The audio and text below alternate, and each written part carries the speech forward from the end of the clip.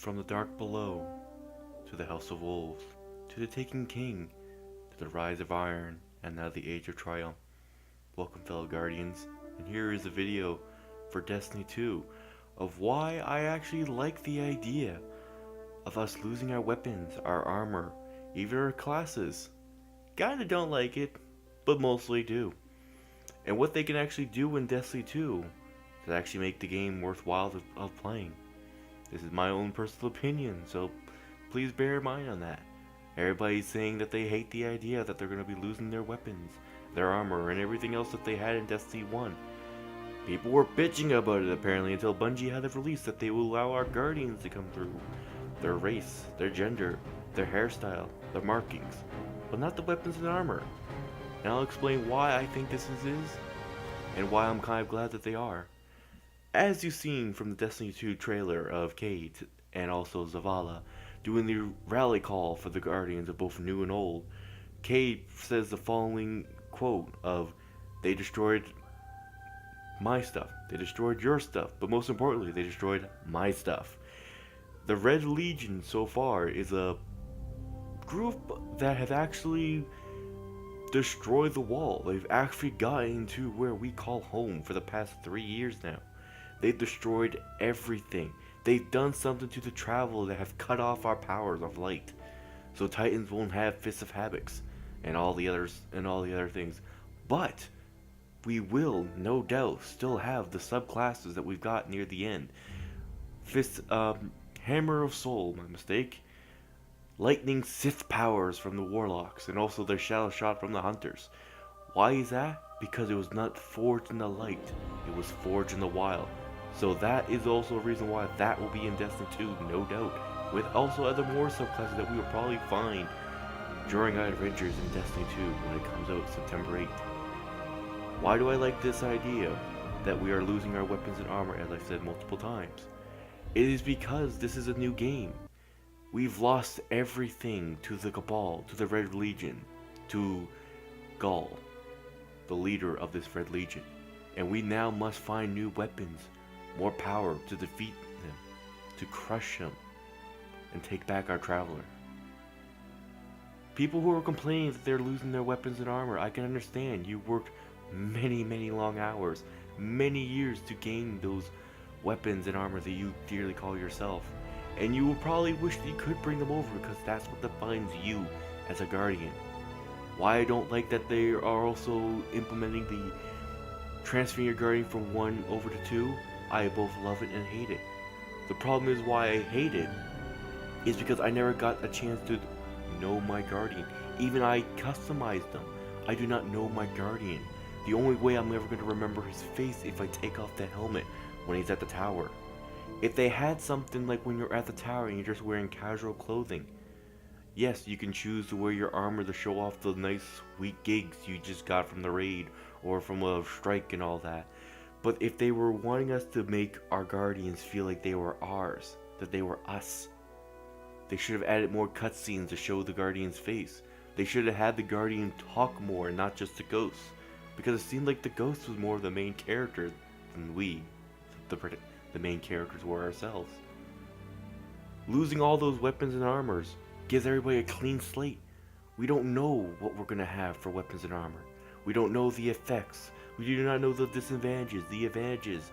Everybody on September 8th will be on an even playing field, and we will have to learn everything all over again. I don't understand why people are upset when Mass Effect 1 to 2 to 3 have done the exact same thing. We worked many long hours in Mass Effect 1, getting weapons and armor, and then it's all gone in Destiny 2 because you literally died and came back to life through resurrection. Why is this different though? Because it's not about the weapons and armors in Mass Effect. It was about the story. It was about your character growing with the relationships of your crew members and friends. Destiny 2 unfortunately lacks that. Your character is nothing but a puppet, going through the stages, someone beyond the veil, pulling the strings, and the only thing that's really showing that it's used is the armor. The armor placed upon a mannequin that you control, and that's what your Guardian is at this point, a mannequin, not you. not your character. The armor and weapons tell a story of what you've got. I will personally always remember when I first got my first exotic, the Monte Carlo and the Vault of Glass, and then later on, the Vex Metaclass. And I am sad that I will not be able to bring them into Destiny 2. But I'm also happy because now I'll have new stories to write. Even though my Guardian will be coming over from Destiny 1 to Destiny 2, it will feel like a hollow shell, just gathering more materials for himself. It doesn't have a story that I would like to remember, because the stories will be left in Destiny 1. The things that they can bring over to Destiny 2, which I really hope they do, would probably be the cosmetics. Shader, emotes, just different cosmetics that doesn't affect the game. Because emblems, people have worked hard on those. They've watched streams that have gotten these special emblems. They pre-ordered the game that got in these emblems. They've even donated and all these other things. Emblems tell a story just as much as armor and weapon does. And if they just drop all that, it's going to be disappointing. There's a few emblems that I love, and it seems like all that work is going to be for nothing. The thing that Destiny really did lack, though, was like I said before, was the ghosts. They seemed like the main characters than we, the main characters, were. They've talked to Zavala, to Cayde, to Eris. They were the ones doing the talking while we were in the background, just following orders like a mindless puppet. They felt more of the main characters than we did. It felt like they accomplished something because they were the one talking.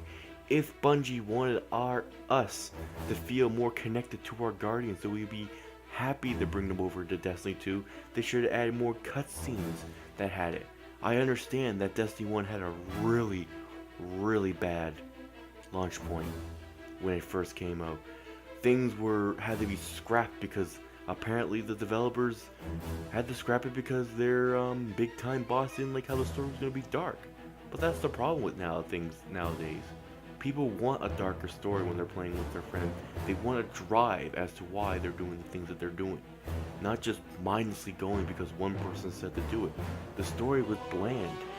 And the Taken King actually made it somewhat enjoyable. It gave us a story. It gave us a reason of why we were fighting to protect ourselves and protect the universe that we called home.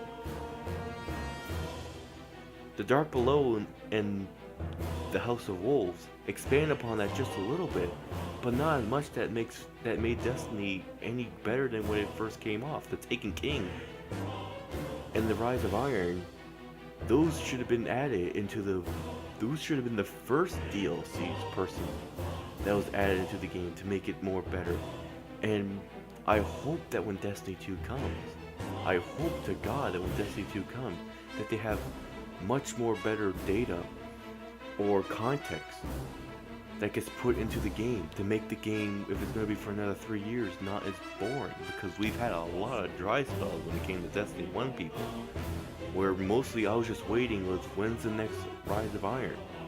Or Iron Banner. When's the next Iron Banner going to be coming up? Because that's all that really mattered. I've done all the strikes, I've done all the raid, I've done all the story missions. What else is there except doing Trials of Osiris, Crucible, and Raid? There was nothing else to do because we've done it all. When the next update ever came, we finished it. Probably day 1 or day 2, it was done. The only thing we had to do was grind for materials and grind for weapons and armor, which was difficult. Now, I'm not saying that they should tone down the difficulties when it comes to Raid, no. Because when we get that armor, when we get those weapons that come in Destiny 2, it will feel accomplished, and I hope that they understand that. With Destiny 1 now almost done, it's going to be done by the time September comes. Everybody's going to be moving over to Destiny 2. And now that they have a better understanding of what we, the Guardians that have made stories with our friends, with our allies, fighting for the Traveler and for the Speaker, they now know exactly what they have to do, and I hope they don't let us down. Well, I really hope that also comes from Destiny 2 is more story towards it. The vanilla version of Destiny, I bet it in about 4 hours. I hope that we get more story than what we got in Destiny 1, and that Destiny 2 is more diverse with story and more darker than what we've got. Because Destiny 1 just seemed more like sunshine and like everybody always won. There was never really a true sacrifice until the Taken King came, where that felt like there was more sacrifices being made. Lives were being lost more than ever in Destiny, and it felt like there was a reason for it from the villain Oryx. Hopefully, Destiny 2, we have more of that feeling of loss and dread, and that we feel helpless because now we lost everything. We have to start from ground zero. And hopefully that drives it for these new players that are coming in. Just like Zavala said, Guardians both new and old. There are going to be people who have never played Destiny 1 that are going to be coming on to Destiny 2, and they're going to have a fresh fleet that we never had. Guardians that are coming over from Destiny 1 to Destiny 2, I hope that we are truly honored like they said that they would. Hopefully that we get something that makes it that everything we did in Destiny 1, even though it's taken away, it's not for nothing. There will be something for this. This will be something that will continue our stories as Guardians.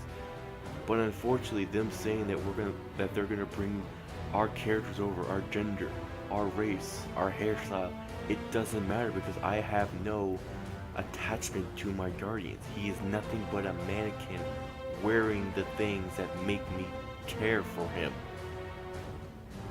All it is a mannequin that I placed the armor that I've collected over the years and the weapons I've collected over years on and said, I did this. This is what I've done. This tells a story of what I am, who I am, and the trials that I've gone through. But either way, that's all I have to say about Destiny 2. When more information comes out on Destiny 2, I will be sending out those information when they do come out. I hope you enjoyed this different little dialogue I've taken. It is a serious, serious tone when I do with my videos. And I did think long and hard about what I would say on this and what I hope that Destiny 2 comes. There will be more videos on what I hope to come out. There will be another video coming out in the next couple days of what I hope Destiny 2 will have.